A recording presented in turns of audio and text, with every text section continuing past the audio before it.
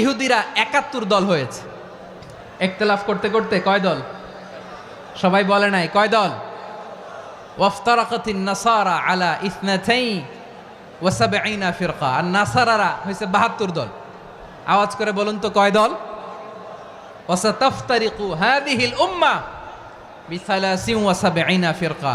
আর বিশ্বনবী আফসোস করে বলেন আমার উম্মত হবে ৭৩ দল।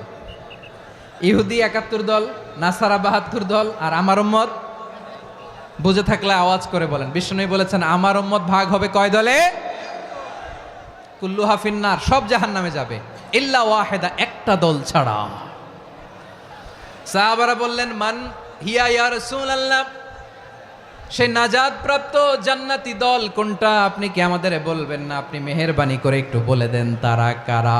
বিশ্বনবী বললেন মা আনা আলাইহি ওয়া আসহাবি, আমি এবং আমার সাহাবারা যেই মতের উপর, যেই পথের উপর আছে, এই মত এবং পথের উপর যারা থাকবে তারাই জান্নাতের দল হয়ে যাবে।